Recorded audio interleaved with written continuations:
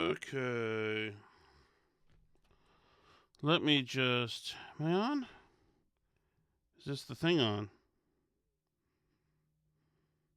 Hey, I am. You guys in there?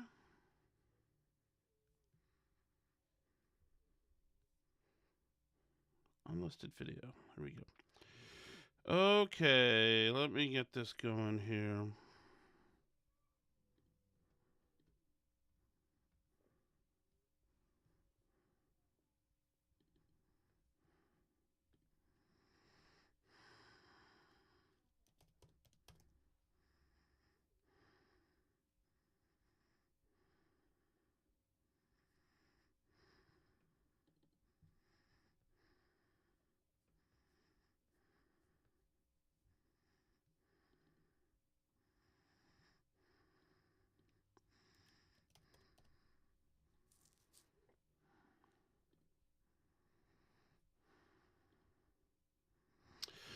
Okay, here we go.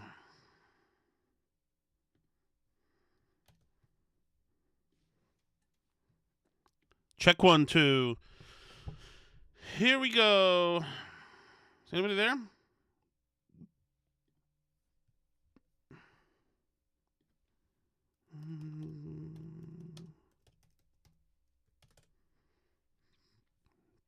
Says 3 people are here. But we'll see. Anyway, time to go. Here we go. Ready? Now, 5, 4, 3, 2, 1.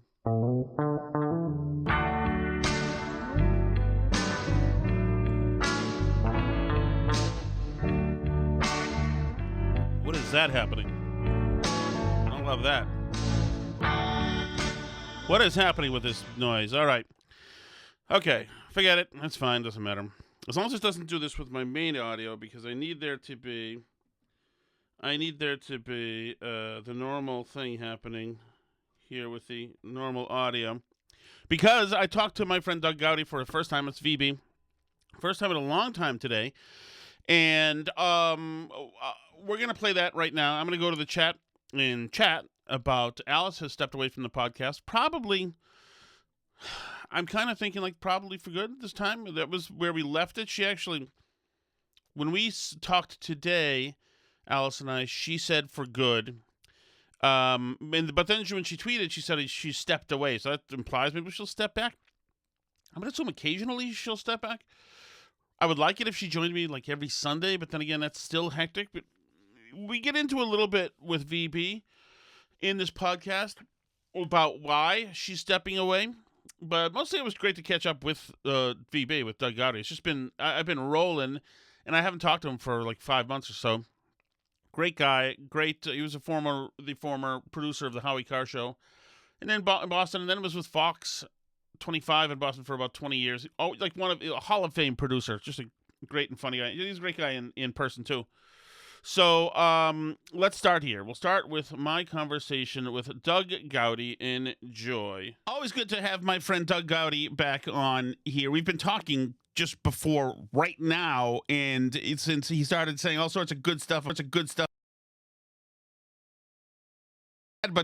I want to get him on. You know him, Boston market is VB, and he is in the Albany market. He's hovering right now on Twitter at NYGoudie, Goud.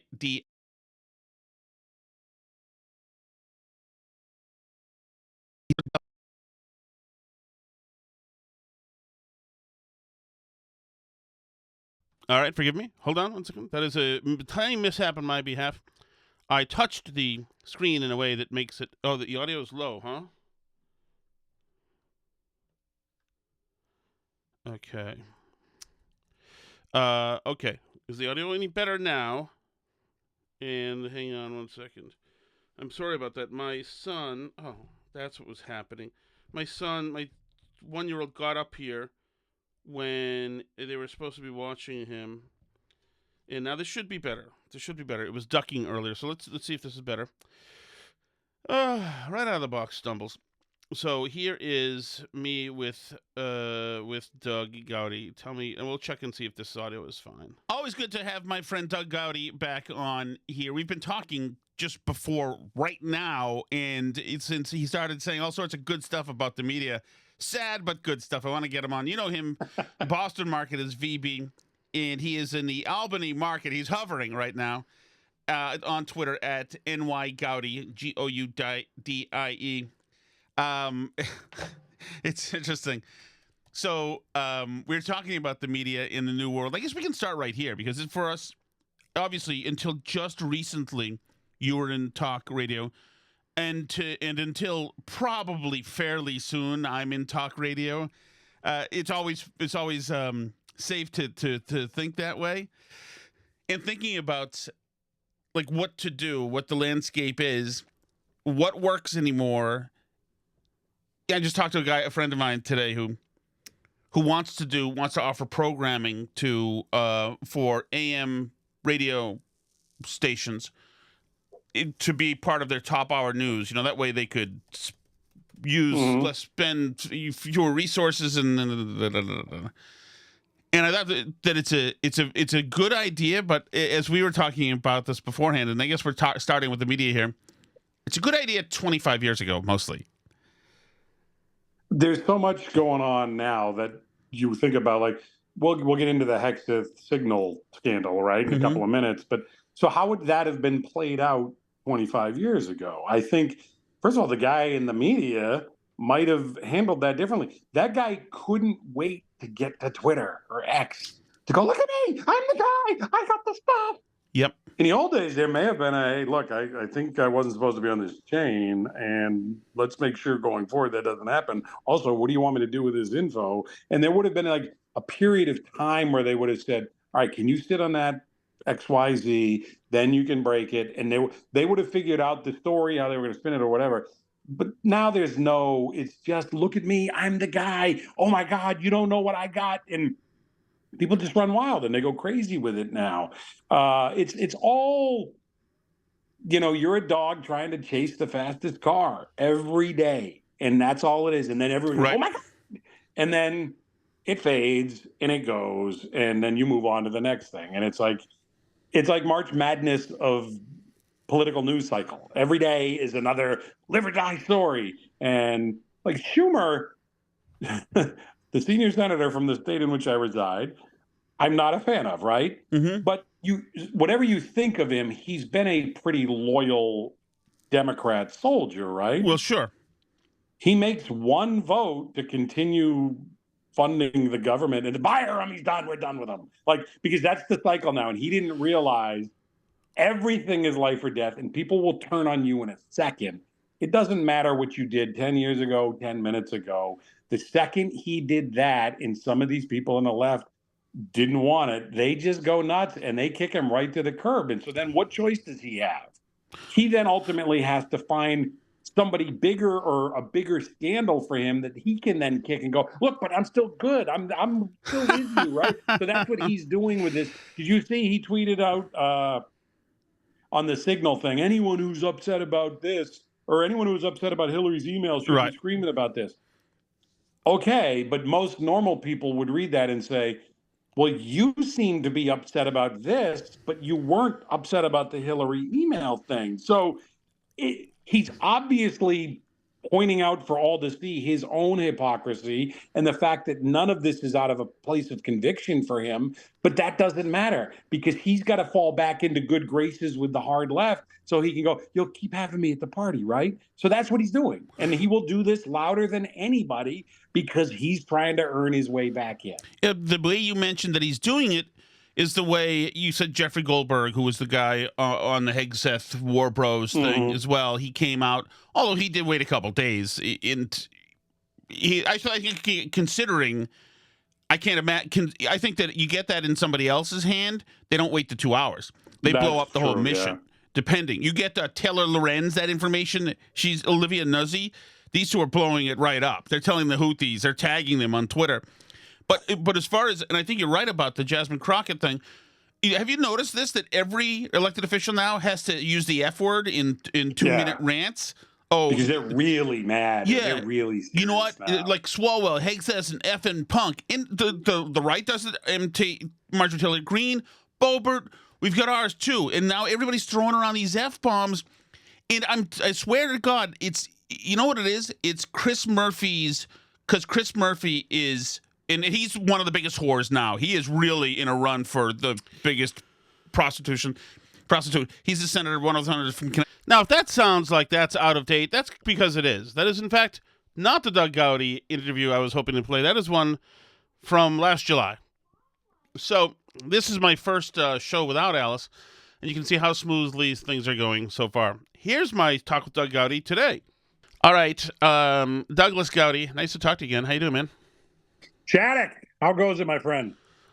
Good. I look. Nobody can see this because it's just you and I on Zoom, but I look less fat from this angle. I like it. You look like you haven't bloated. That's you stopped bloating, which is good. Are you off water or I'm on Wegovy. I'm on. Which I bypassed my doctor and I got Wegovy. And I don't know that it's doing anything, but it's I don't know. I'm tampering with myself. At this point, why the hell not? This is like just, You know that untampering with yourself, and this, I don't like the way this sounds, but untampering with yourself has not worked well. So you might as well start tampering. That's the way you got to look at it. Yes. And it's been accelerated over the last few years, too. It feels like, the big thing, you can't be me and then stop walking 7 miles a day. You can't do that. And then you can't be me and then stop walking 7 miles a day and then start going to get fast food every day. And then say, I'm going to get my bleep together next weekend. Because then a week later, it's 80 pounds later. It's that simple. It's like anytime I'm not fighting it, I'm just fatting and fatting and fatting. Well, what you should love, and we're getting sidetracked here, but the way that food companies are taking on the Wegovy's and the Ozempic people of the world. Like this week, Popeyes has this new bento box meal that you can get only in Boston and other places, 6 places, I think. But, Mountain Dew's coming out with a dirty soda line. Pop-Tarts has an ice cream sandwich inside of 2 Pop-Tarts. Like, they're saying to you, oh, really? Really, Shattuck? That's because great. I'm going to give you the thing you used to dream about 30 years ago now. So you take that pill, but then look at this and tell me you're going to walk away. And you're never going to walk away. You're going to have that. The new double stuffed Pop-Tarts. Like, why was that never a thing until 2026? Why did that take so long to get approved? I don't know, although I have 2 kids who are now big Pop-Tart aficionados. I don't know why. You know what they sell at the market baskets around here? You don't have them in New York, right? No. You know what they sell, which is something that I can't believe they sell? They sell, what are the Italian... cannolis? Is that a cannoli? Is that the dessert? Is that a cannoli? Yeah. They sell the frosting that goes in them. On its own. Just the frosting. Yes. So I bought some and bought like cookies and it had all the good stuff all together.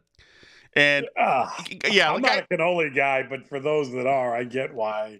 Remember Lightning? Like she would. Yeah. Don't tell her that's a thing because oh my God, she just goes crazy with that stuff. Yeah. No, but it's like that. Like you could. Food companies, I agree with you, are finally coming around to say just give them all the good stuff. Give them all the. But make it even more gluttonous.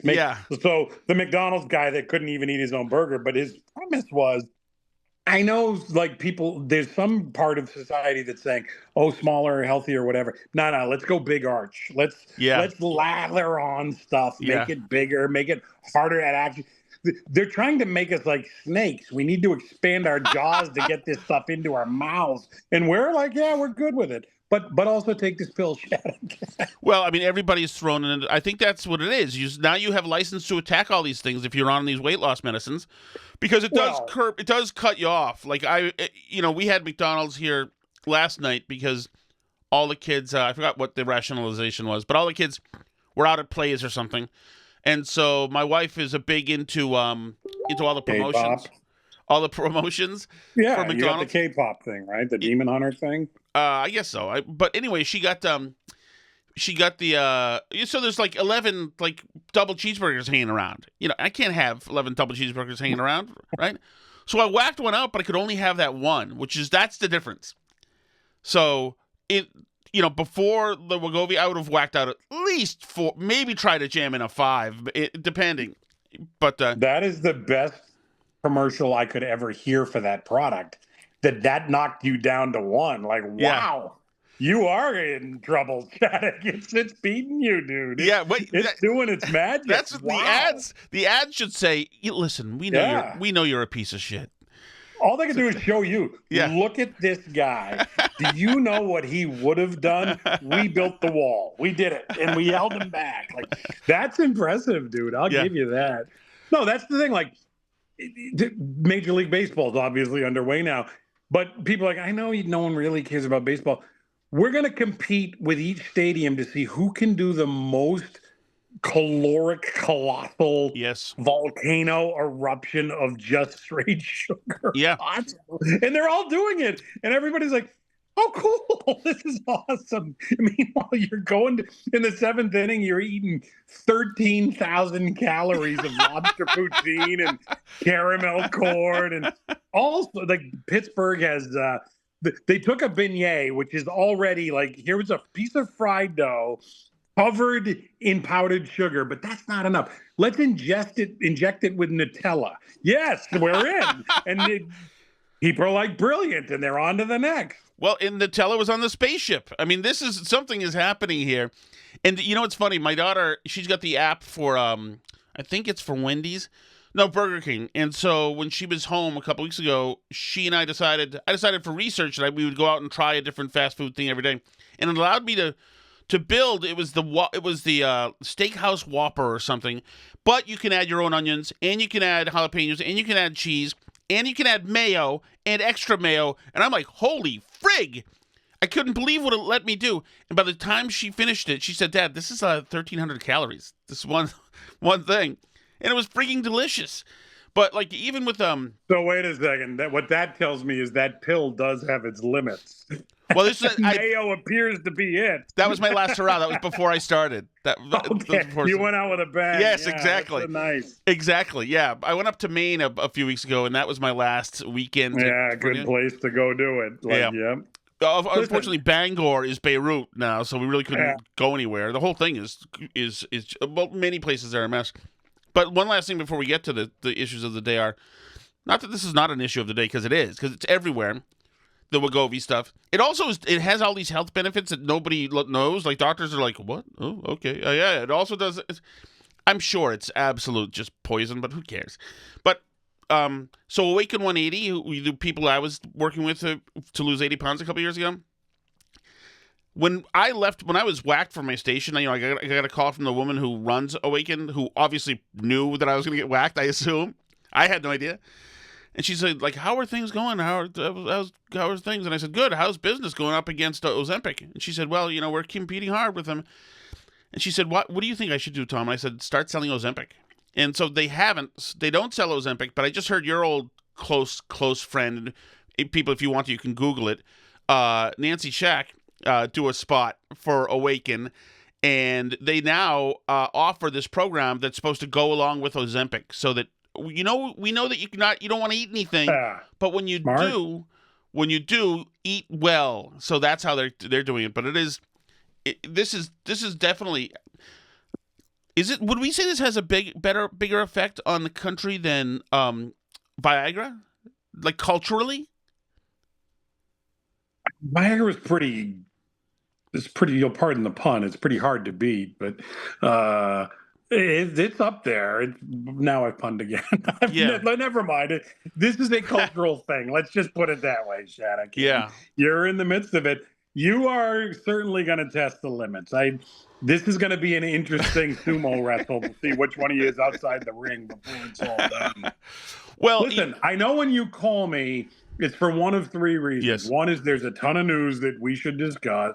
Two is somebody has canceled on you. Yes. Or three is any chance you can float me some cash. I know it's not the third one because the last 3 times has not worked. So what's going on here? Well, okay. As a matter of fact, I'll tie it to the news cycle. By the way, before we even do that, Shattuck, you and I like to compare man cards periodically. Yes. Oh, I saw that. Do you know that I took a dryer apart one piece at a time and then reassembled it, Shattuck? Ever done that, my friend? I didn't think so. I will not say I've done it solo. My wife and I have been in present server when we had to do put a big elastic around the drum. Have you done that? Yeah. That's the thing. I just told you I did it. Well, you said, but is that what you did to it? You put an elastic around it? There's a piece in there you wouldn't know this, Alice would, called the thermistor, Shattuck. So I had to replace the thermistor. In order to get that at the bottom, I had to take everything out. What you should laugh at, however, is once I reassembled it, I turned it on and I heard that magic sound and the dryer started spinning and I was like, holy smokes, I really did this. And 15 seconds later, it stopped and the same code that was there before I replaced the thermistor was still there. And so we've chunked it back. So all that work and effort and all that, and I didn't fix it as it turned out. My last thing, I understand. I spent 2 days last year fixing the drive belt on my lawnmower. I had to take everything apart, buy special tools, and I was nervous as hell the whole time. And I got it, and I got the son of a bitch fixed, and it broke an hour later, the new belt, and now it's a push mower again. Like, frig. I have another riding mower that's broken out there. This is why Alice quit the podcast, by the way. She's quit as of today. Today's the first day she's not here. That's why you're here. Wow, I'm honored. Yeah, is because you walk through our house. Alice doesn't live here anymore? Is that what you're She does live here. Well, she doesn't live here. You're right. She lives elsewhere. But so there's too many. Like, there's a broken riding lawnmower. The other lawnmower's a piece of crap. I have a chainsaw that's broken. There's inside projects that are all halfway done. And like all this stuff, everywhere you walk is a freaking testimony to just falling short, and that's why she quit the podcast. She's like, we can't do that. And when she was doing it, I had to wait for her to be ready, so I just burned 2 hours, just before whatever. It doesn't matter, but like we have to get stuff done. I mean, your house is neat and nice, and you guys are like neat people, I think. And I've popped in your house. You could never do that to my house. And I don't want that to happen again. I made clear the last time. By the way, are you we do need another like familial brawl. The Demoulas one was fun for a long time covering it, but that's what the Shattuck breaking up. Like how it can in podcast land only. Yes, but how can that even work? Like she was the brains of the operation, to put it mildly. So how does this continue on? I feel like there's lawsuits coming. Well, it's funny you should mention that because I was just downstairs talking to her. She's locked in on a Zoom meeting. This is how our life goes. So I look at her and I know that she can't. She's like, shh. And we have a kid home sick, and she's like, she shushes him, and she's locked in a Zoom meeting. So I go to put my headphones on and start listening to a podcast to start doing the dishes. The moment I do that, she's like, another thing, Tom, is it like if the Gulf of Hormuz is going to be contained, and like, oh, okay. Anyway, she can't do that. It's got to be a clean break or no break at all. Come on. Well, she needs a little respite, fine, but come back in a couple of days, rested and ready to roll. Let's go. She's really good at data analytics and facts and figures on stories.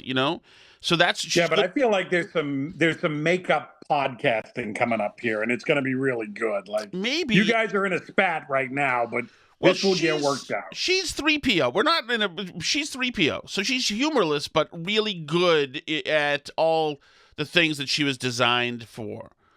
In that analysis, you are what? Jabba? I mean, what are we doing there? I am Luke. You're not solo. Well, you're solo on this podcast, but you're not on solo.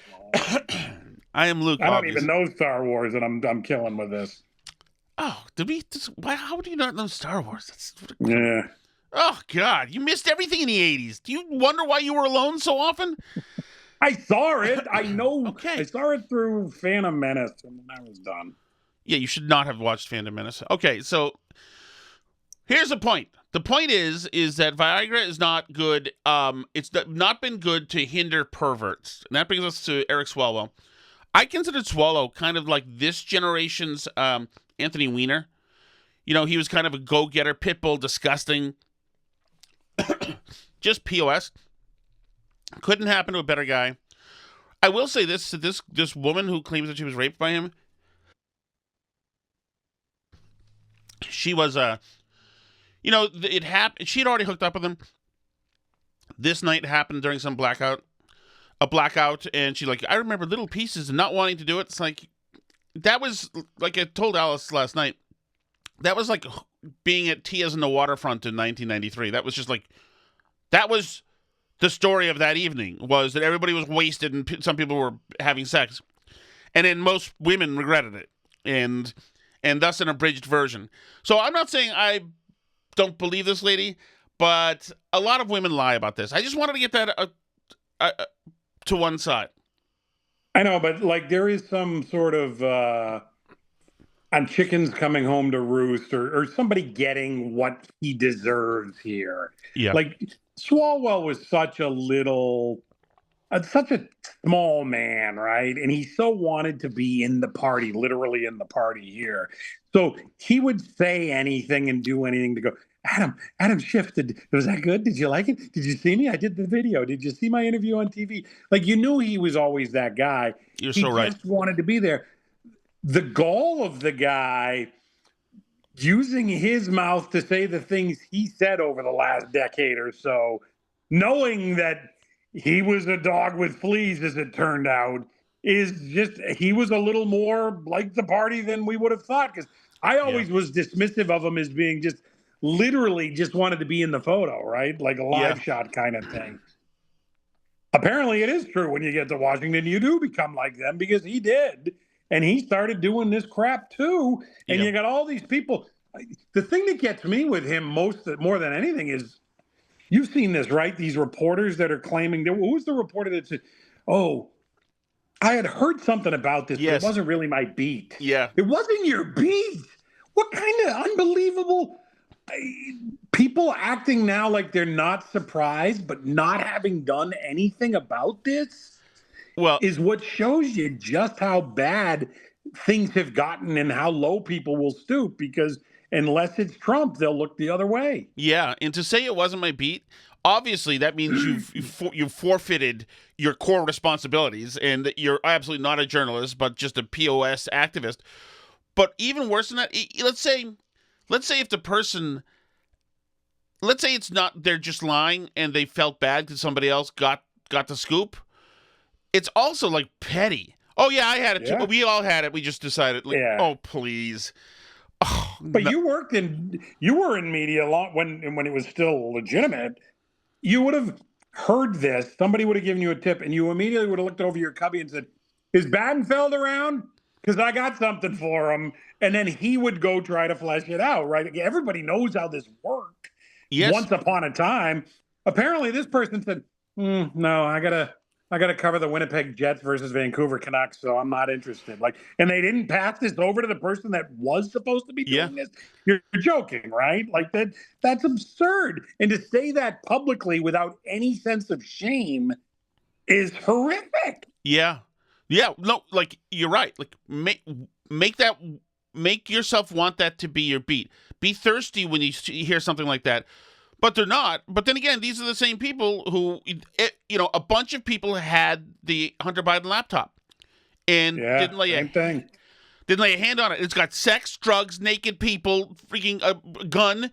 It's like it had everything that you should be interested in, but no. It is amazing though that, because Swalwell's been one of those guys. I mean, they did the Fang Fang thing. Fang Fang's probably somewhere going, no, I wasn't with Swalwell. Don't. She's now the one denying it, not Swalwell. But when all that was going on, you would have thought of Jim Jordan or somebody like that would have got wind of this then and said, okay, this guy's done. It's amazing that it lasted till 2026 before the word finally got out. Well, what's his name? The former speaker, Kevin McCarthy, yesterday essentially said that they knew about a lot of this stuff, or at least the Fang Fang stuff. But you know these guys are you knew Madison Cawthorn was a dude in D.C. trying to get laid. Same with Gates, same with, like, you can tell who the young gun partiers are. And like, you've been in Radio Rose down there, I can't say this enough. It's like you've got middle-aged men, congressmen, who have a phalanx of beautiful young interns and comms girls with them. Like, if you're not a dirtbag, I could assume that's tough, considering you're getting a lot of cocktail party invites. But if you are a dirtbag, I assume that there's the ego and the constant validation you're getting. Plus, Swalwell is obviously a dirtbag. Like, nobody would trust him. He just has it all. Without any of this stuff, you know that he's a freaking dirtbag punk. He's just got it. And so, like, yeah, but, you know what's funny? His staff is, a bunch of his staff wrote a letter, condemning him. They've condemned him, but not quit. They're still getting paid. Well, listen, that I get, but that didn't last long either. I mean, he's out now, so. Well, he's out of the governor race. Is he out of? He's not out of Congress yet. At the time. Didn't he say he's not? But he's not running again. He's going to try and finish the term, but he won't be around much longer. So, and I don't know what becomes of him after that. Like Weiner, I remember everybody saying Weiner was going to pay some sort of penance, but then he would be brought back into the fold. He wasn't. I mean, he can't. He's just too much. And these guys don't change, by the way. No. There will be something else, and it's just this is not the thing. So I don't know what becomes of Swalwell. Like Kamala saying she's going to run for president again. She probably will because they got nothing else to do, and they always go, yeah, let's try it again. But they're not going to try it again with Swalwell because, first of all, he didn't bring a lot to the table. Second of all, not this. You can't have this. This is one of those, sorry, see you later. We'll find the next guy, and it's not going to be him. By the way, why can't you suddenly not have this? Oh, there's certain things that... But, like, why don't you ask Alice that? Oh, I know she quit on your podcast. No. But that's why, right there, right off the bat. This is the Democrat Party, the champion of women, the break glass ceilings party, and then Swalwell's doing this. I mean... This was why Ted Kennedy was like the last of these guys that sort of so Dodd was to me like the guy that you knew, Shattuck, from your Connecticut days. He was like the precursor to Swalwell. He was the guy that just wanted to be included, right? He just wanted to be with Uncle Teddy and just be in the photos. And he threaded the needle just right for the time that he was in. Swalwell was a lot like him, if you're old enough to remember Dodd. But you can't have this. If he had like a financial thing, yeah, he'd be fine. If he lied on a resume, we know he'd have been fine. Look at Elizabeth Warren, for example. Somehow that's she's a hero for doing that to some people. It's absurd, but not this. You can't do this. Well, Dodd was like the infantryman following the tank. You had plenty of cover if you had Big Ted, causing... But I do think that some of this is because the Democrats are taking another swing at establishing what's cancelable again, like they did last time with the Weinstein stuff with Al Franken. They're saying, okay, look, we just defenestrated our guy, so now you have to do it with your guy, Republicans. That's Trump. You have to do it with him, and I think that's what this is. It's like, see that? So we got rid of our guy Swalwell because he's a perv. Look at Epstein files. So see. I think it's a desperate attempt, and I don't think it means anything. I think a lot of it's copium for them, but I think that they're trying to establish. You see, we're not doing being a pig anymore. It's not allowed anymore, even though it's. They have had trouble branding. We've talked about this for a long time now. Marketing who they are, the Democrats, what they are about, because the only thing they know they true to their core is that Trump had. Right. Outside of that, they've. For a long time have been weather vanes and have been trying to figure out which way the wind blows and all that sort of stuff. You're right that there's a searching or a longing for what is it that the people want will be that thing, but they can't quite figure it out. And so they're always like dipping in and getting out and trying to they did this with the college protests for the last couple of years. Right? They can't figure out, do we own that? Or do we just sort of sit on the sidelines and tacitly support that? Like, they don't know what to do. And then they're like, and are they coming for us too with it? Like, they're not sure. But this is one, you're right. Like, but because this plays, listen, if you're going to be a beast in 2026, you're going to be gone. I don't care. There's very few that get away with it like that. This was the whole Kavanaugh hearing, right? This was what they tried to do to Kavanaugh and almost did, and it still works now like it did almost then. So, well, it's interesting too because the Democratic establishment, the Schumer is trying to wax Graham Plattner. they all want Janet Mills to win. She's doing terribly. He's trouncing her. So they keep resurfacing stuff. So first of all, you know nothing about the guy. He was disappeared for a long time, other than the fact that he's got a deep voice like this. And they have somebody now using his voice in the spots against him. Because, he said in Reddit groups in the last, 10 years, he's been, out of control, saying things like women need to suck it up and, you don't get so wasted if you don't want to get raped. And so, and saying things like why don't black people tip? So they found all these great Reddit posts that they're dropping and trying to nuke him. It's not really taking as yet, but maybe that's part of it. Is that maybe they want to whack people like him? Maybe they want to clean more people in the party. Did Swalwell matter that much? I mean, is there any design to any of this? Oh, there probably isn't. No, you should know that by now. I told you they're weather vanes, right? So, and I think all Republicans are to a lesser extent. And this is always periodically stuff like this pops up, and you do have that ultimate question you have to ask yourself at any point: is this a hill I want to die on? And Swalwell, you're joking, right? Yeah. They already went to bat for him once with the Fang thing, and that was pretty iffy, right, on their side.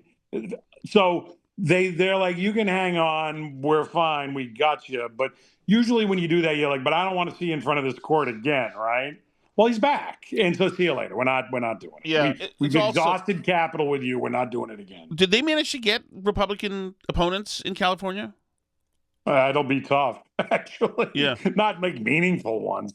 So I assume it'll be some Dem that's going to run and win. But yeah, well, Katie Porter is who's running against him in the primary. Yeah, so she'll probably win, and then she'll win in the general, don't you think? Yeah, well, I was thinking that if there were Republicans, maybe they knew that the opposition had this stuff on him, so okay, let's just ice him first, because Katie Porter is not going to have a sexual assault problem. She'll have an assault problem, but not a sexual assault problem. All right. Where are you on the Gulf of Hormuz, which I'm trying to learn all about shipping rights and waterways and international law? Well, how about the whole thing? I can tell you this, that Trump tweeting out a picture of himself as Jesus Christ, standing over a dead soldier or whatever that is, that's very unorthodox for presidents to do. I will say that. You will, yeah. Wow. Be careful, that limb. Don't go too far out. Listen, what did he say?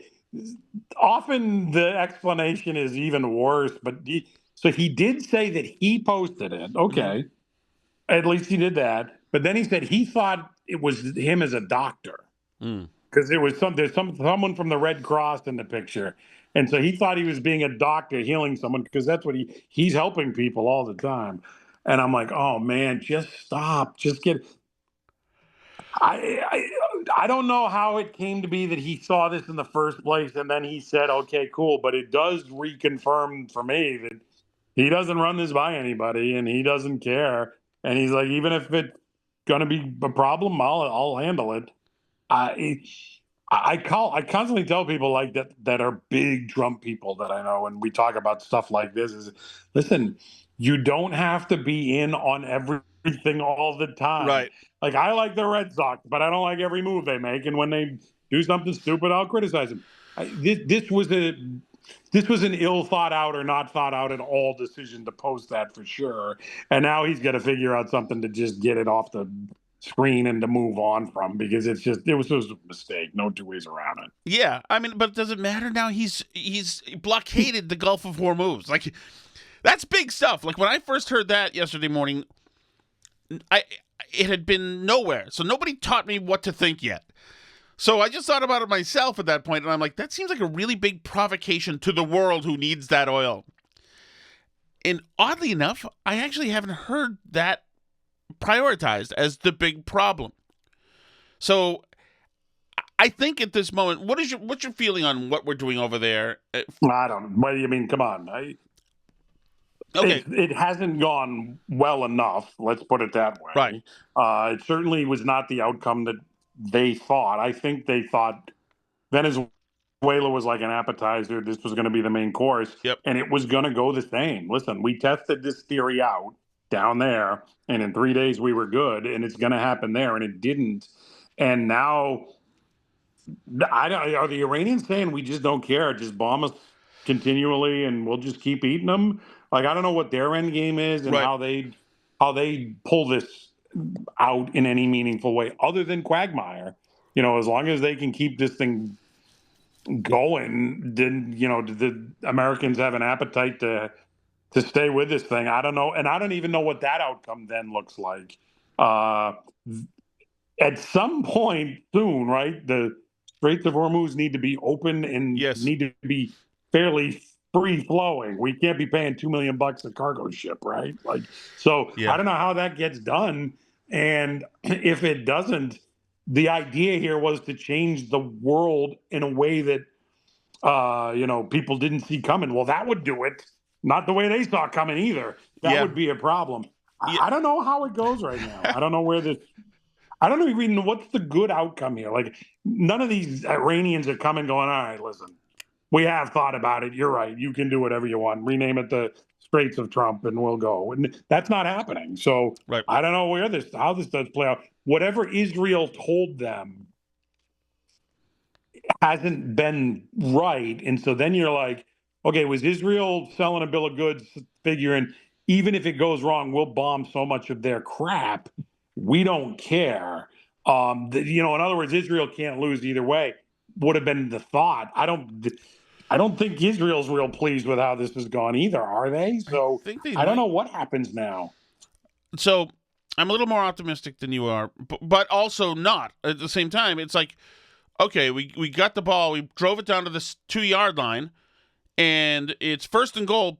And it's not first out of 4, it's first out of 1,000. We got all sorts of downs, but we still can't punch it in. So, at what point do we lose the crowd here? Who's saying, can you just get a touch? You're right there. Can you just? But you're right. These guys have total resolve. The savages in Iran, they don't give a frig. They'll eat termite dust from wherever. They're crazies. These people are crazies. The leadership who's left. I think it's good that we whacked out the Ayatollah and 40 other dudes, and I'm glad that we've showed air superiority and that we've shown that we're good at this stuff. The Iranians have been pretty good at some things too, but there's got to be. But do you understand, logistically? I know it's above our pay grades, but how does Iran still control the strait? Can't we knock out any and all communication capabilities they have? Don't we have these bunker buster bombs that can get anyone that's hiding anywhere? We now have this thermal technology that we can track people. We know Israel figured out how to, turn beepers and pagers into bombs. Yeah. Don't you assume and didn't you think after the initial hit here, these guys were going to be incapable of doing much? Somehow it isn't that way. And then you go, well, I know people that hate Trump are just saying there's only one way you can do this, which is boots on the ground. And everybody is saying there's never going to be boots on the ground. Is that the only option now in order to get some sort of control over this thing? Because I don't think people are going to have any stomach for that. Well, I feel that there's been radio silence on telling people to hit the streets. Netanyahu did a little bit a few weeks ago. But you don't hear Trump telling people to hit the streets. My hope is that the Israelis are working with the locals in moving guns and ordnances and drones and all that stuff in, and you get a standing revolutionary army in Iran, and they kill all the IRGC and wax out all of the radicals. And we've got regime change, and then they fly American flags, and it's all good. And then roll credits. That's what I want to happen. But the more it doesn't happen, the more I'm thinking that, I could. First of all, you can't have them shut off the state of Hormuz. They can't. It's an international waterway. They're not allowed to do that. It's not theirs. Well, they're doing it. Right. Yeah.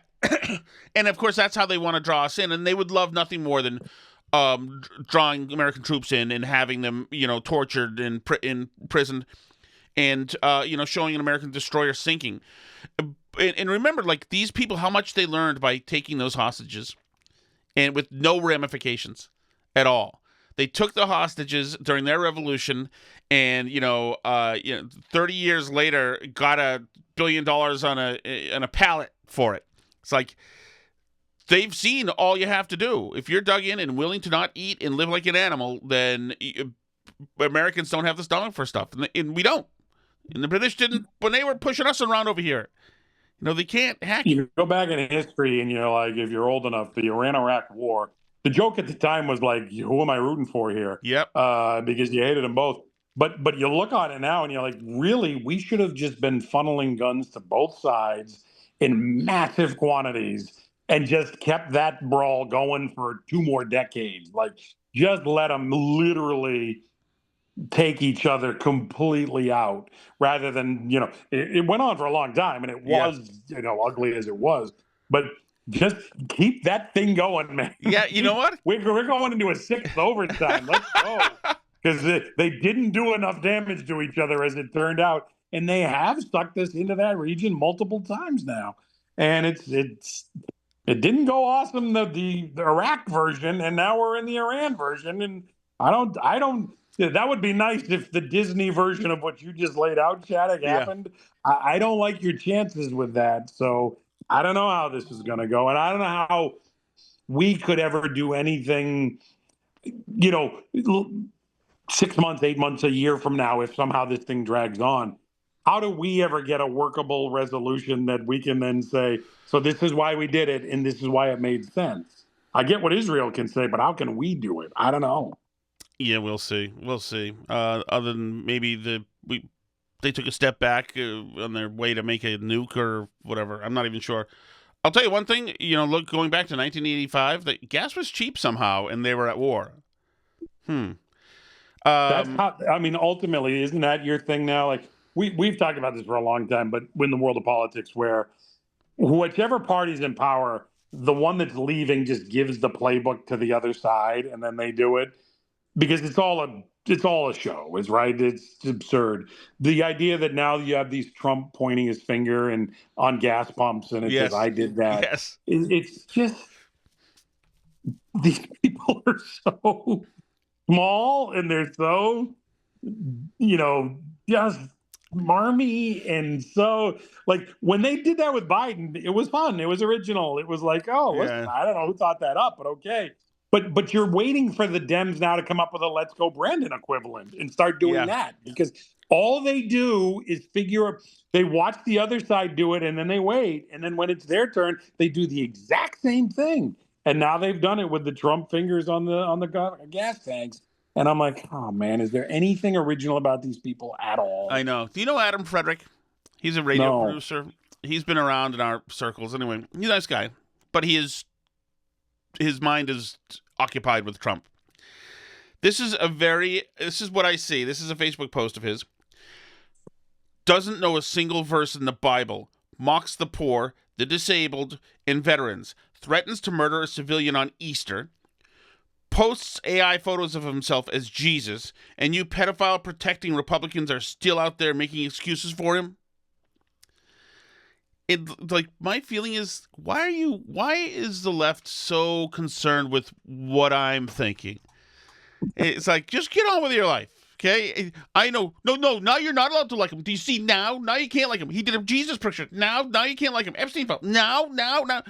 God, how many years are these people going to spend with this obsession? Oh, forever.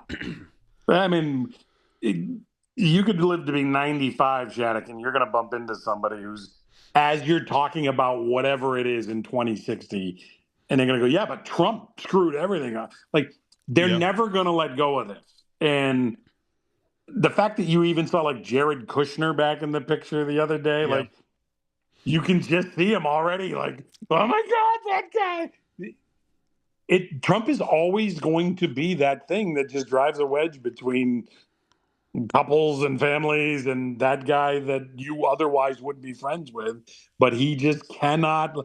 I say to a lot of my liberal friends, can you just operate in a world where you just don't even think about Trump, but everything else, they're physically not capable of it? And then he says to me, can you just acknowledge that he's a jerk?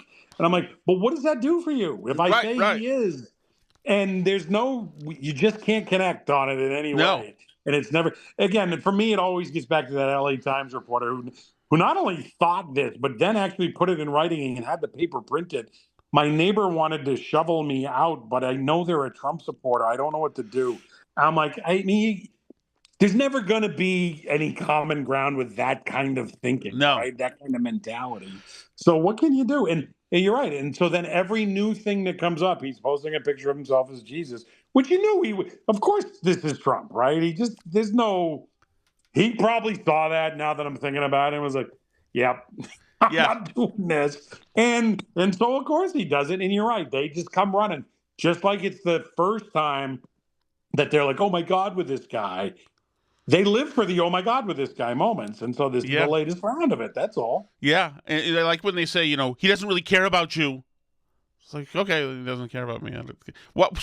By the way, do we need the president to really care about me? By the way, Did Joe care about you? I mean, no, this is the thing. Like, who? So Obama's been hanging with you since he left office, right? You guys have been doing your thing, right? Yeah, like. The idea that any of these guys care about anything other than themselves is fairly laughable. But it's just everything's on steroids with him, and it's never going to change. And every one of these that comes, it like cuts even deeper to them. Like Stephen King just cannot. He keeps posting. How can you guys like the angst and the disappointment in us? That he has. And then when we do this and we laugh at them for getting so worked up about it, that bothers them even more. And we're in a hamster's wheel at this point, right? All right, Douglas. Are you back to using VB the Wise on Twitter? Is that the one?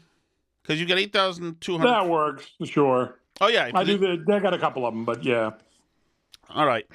Thank you very much. Nice talking to you again, my friend. I appreciate it. The next time we chat, is the, familial squabble going to be resolved, or what's your best guess on that? The next time we chat, I will be asking for money. Correct. That's went without saying, didn't it? You'll also be eating fatty food again. I mean, we know there's certain things we know, Shattuck. I actually have, I've got a pasta dish on tap for today here. It's okay because I'm on Wegovy, so I'm allowed to eat. I want to see a picture of you on Memorial Day at a grill.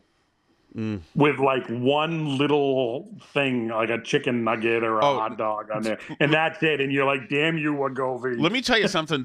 If I actually lose any weight, immediately I'm going to start posing next to bigger pants. Immediately, and then start lecturing people and like have a bad hair dye and like a total makeover and be better than and never say like why I lost. I want to be my worst self as I head into my mid-50s. All right, Douglas, dive in. Appreciate it. All right, Shattuck, we'll talk to you.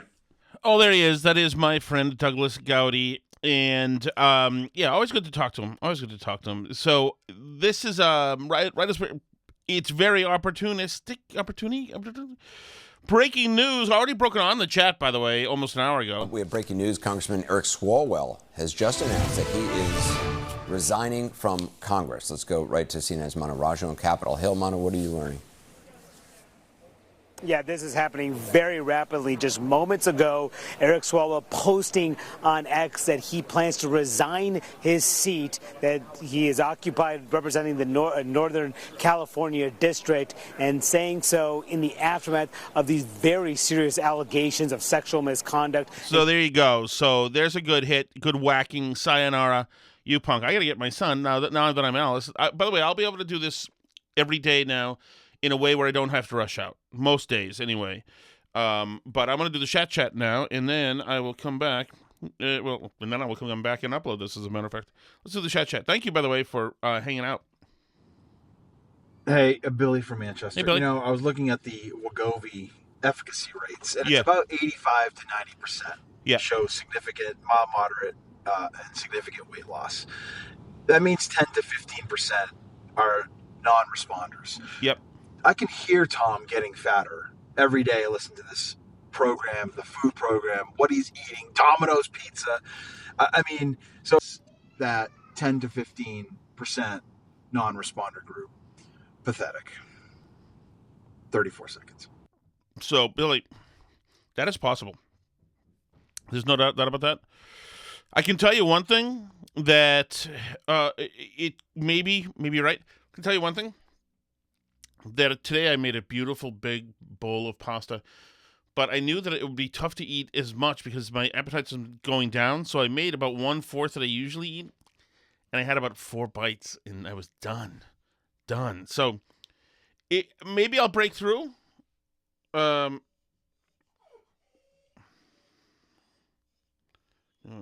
2. But we'll see. We'll see. I think it's pushing back at me. It's going to be a tough battle to try to break through this. Right now I'm in mid dogfight against Goudie. So, plastic bag ban statewide.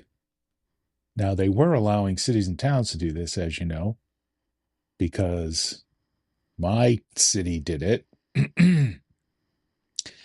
And the big why, you go in, you either have to have a bag of your own, or you can get a bag and they'll charge you for it. And I'm just wondering, though, will Market Basket fight this? And I know that RDT would probably fight this. But if Market Basket, one of the largest employers and retailers in the state that uses plastic bags, decides not to fight this, then, yeah, if you need a paper bag, you're going to pay a dime. A nickel goes to the state and a nickel goes to the business. And you know what'll happen? Everyone will start bringing their own bags. I hate that. They'll that. try to figure out some way of, when you're walking in, they will charge you a dime. I hate that. First of all, I think RDT is jobless, is he not? But Cheswick, where are you that you go to the Big Y? Where do you live again? Southeastern Mass, right? Like down near Phil? But I hate the bag stuff totally. I don't like the idea of handing some kid some cloth thing. I don't like the idea of handing kid... Just put the stuff in plastic bags. It's so stupid. There's nothing to it. It makes everything is equal when in the wash. It really is. It makes no sense whatsoever. It's just a way to push everybody around. And I freaking hate these people. I am sick of all the bags I have. I don't want as many bags. I also just don't want to reuse a bag unless there's self-checkout. That's the compromise.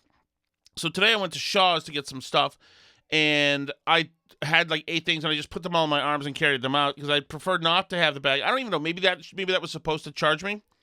But also, why is there a person watching the self-checkout? Get out of here. This one's open. Oh, really? Thank freaking Christ for you. Today, at the Shaw's, they're like, oh, this one's open. Thanks, lady. I was checking out the hot co-ed over here to the right for 5 seconds, if it's okay. Oh! Little bit of a crossover message. Hey, Tim. I was listening to the latest All You Can Eat. A couple things stuck out to me. Yes. Tom, correct me if I'm wrong. Are you not the editor or editor-in-chief at the Main Wire? I am. I'm pausing while you tell us. I am the, am I the editor-in-chief? I'm the managing editor, I believe, is my title. But yes, that's the big editor. And then I'm sure you're going to add in something about having worked with gay men at a hotel.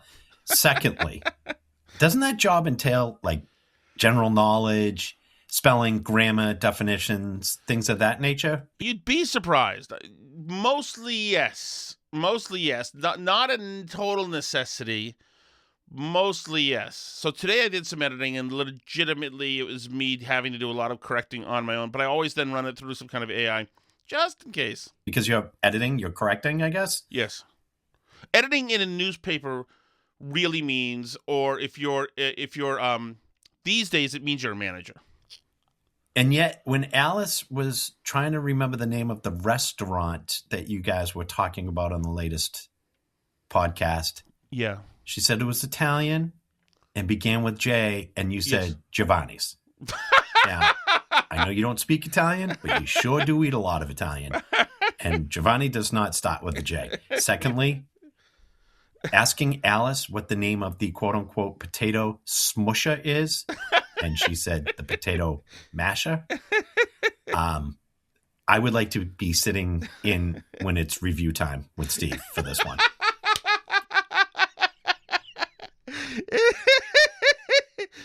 It's a smusher.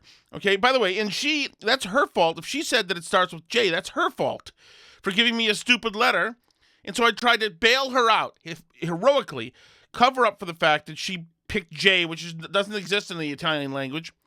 And that's why I tried to come up with names, Giovanni, Gianfrudo's.